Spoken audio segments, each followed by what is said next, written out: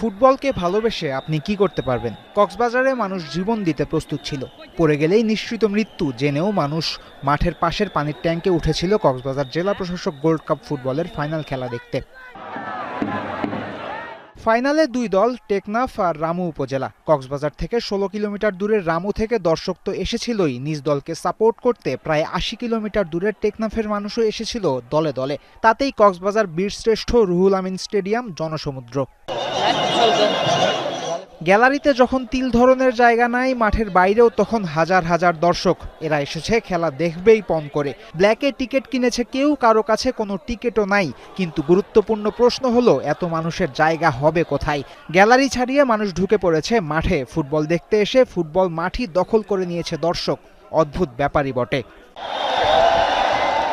কিন্তু খেলা তো চালাতে হবে। আইন শৃঙ্খলা রক্ষাকারী বাহিনী তখন অ্যাকশনে নেমেছে। বারংবার নানাভাবে চেষ্টা করা হয়েছে মাঠ খালি করার, কিন্তু বাইরেও তো জায়গা নাই, ওরা যাবেই বা কোথায়? ধীরে ধীরে তাই পরিস্থিতি অশান্ত হয়েছে, উৎসব পরিণত হয়েছে বিভীষিকায়। প্রথমে আন্তর্জাতিক ম্যাচ আয়োজন করা এই মাঠের কাঁচ আর অন্যান্য অবকাঠামো ভাঙা শুরু করেছে ক্ষুব্ধ দর্শকরা। এরপর আগুনও ধরিয়েছে স্টেডিয়াম প্রাঙ্গণে। বাধ্য হয়ে তখন ফোর্স মাঠে নেমেছে। পুলিশ, র্যাব, সেনাবাহিনী লেগেছে সবাইকেই।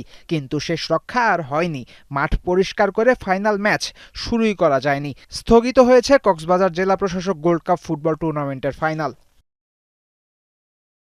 এবার একটু যেতে হবে কাঁটায় কাঁটায় ১ মাস আগে। জাতীয় স্টেডিয়ামে মুখোমুখি হয়েছিল আবাহনী লিমিটেড বনাম মুরাস এফসি। আন্তর্জাতিক ম্যাচ, অথচ দর্শক হয়নি হাজার তিনেকও। ঢাকায় দিনের পর দিন অবহেলিত হওয়া ফুটবল শেকড়ে এখনো নিঃশর্ত ভালোবাসা পায় মানুষের।